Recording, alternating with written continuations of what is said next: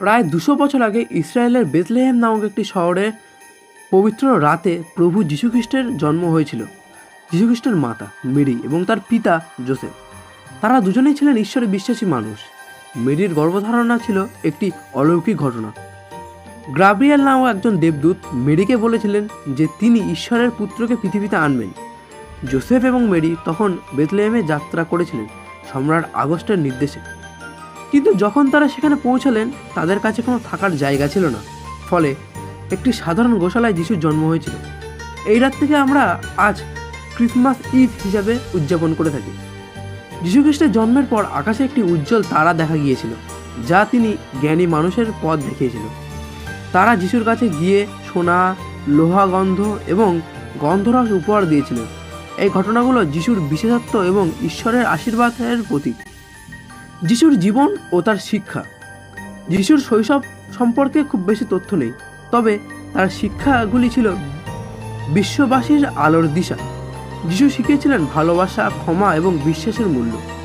যিশুর যখন প্রায় 30 বছর বয়স, তখন তিনি তার প্রচার শুরু করেন।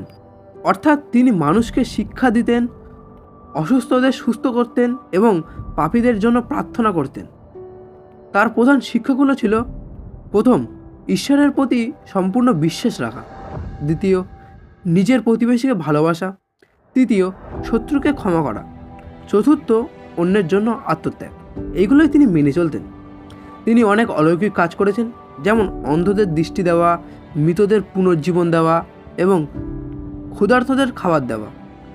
কিন্তু তার প্রচার এবং দাবি যে তিনি ঈশ্বরের পুত্র, তা অনেক লোকের মনে ক্ষোভ জাগায়। যিশুর মৃত্যু এবং তাদের লুকিয়ে থাকা অর্থ।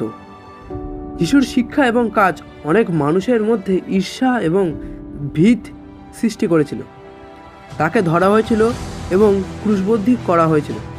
ক্রুশবিদ্ধ হওয়ার আগে তিনি একটি বিখ্যাত নৈশভোজ করেছিলেন, যাকে আমরা লাস্ট সাপার বলে জানি। যিশুর ক্রুশবিদ্ধ হওয়া হলো তার মহান আত্মত্যাগের প্রতীক। তিনি মানবজাতির পাপের মুক্তির জন্য নিজের জীবনকে উৎসর্গ করেছিল, কিন্তু এটি ছিল একটি নতুন শুরু। 3 দিন পর 3 পুনরুত্থিত হয়। এই ঘটনা প্রমাণ করে যে ঈশ্বরের শক্তি এবং ভালোবাসা মৃত্যুকে অতিক্রম করতে পারে। আপনারা তো অনেকেই জানেন না, আমাদের দিনের 24 ঘন্টার মধ্যে সবথেকে ভালো সময় কোনটি। যীশুখ্রিস্টকে ক্রুশবিদ্ধ করা হয়েছিল বেলা 3টের সময়। এই সময়কেই সবথেকে ভালো সময় হিসাবে আখ্যা দেওয়া হয়েছে। আপনারা কি জানেন দিনের সবথেকে খারাপ সময় কোনটি?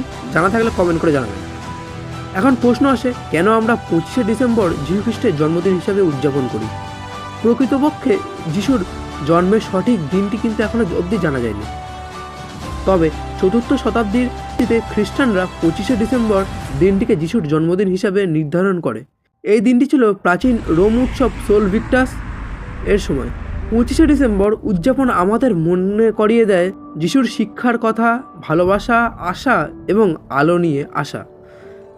এই দিন আমরা ক্রিসমাস ট্রি সাজাই, উপহার দিই এবং পরিবার ও বন্ধুদের সঙ্গে সময় কাটাই। যিশুর বার্তা এবং ক্রিসমাসের তাৎপর্য। যীশুখ্রিস্ট আমাদের জীবনে শিখিয়েছেন যে আমরা সবাই ঈশ্বরের সন্তান। আমাদের উচিত একে অপরকে ভালোবাসা, সাহায্য করা এবং ক্ষমা করা। এটি ভালোবাসা এবং দানশীলতার প্রতীক।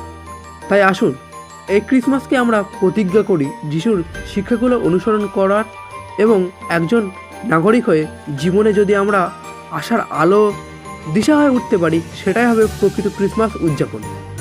এই ছিল আজকের আলোচনা। আশা করি আপনাদের ভালো লেগেছে। সবাইকে জানাই বড়দিনের প্রীতি, শুভেচ্ছা এবং অভিনন্দন। ধন্যবাদ ভিডিওটা দেখবার জন্য। শুভ বড়দিন।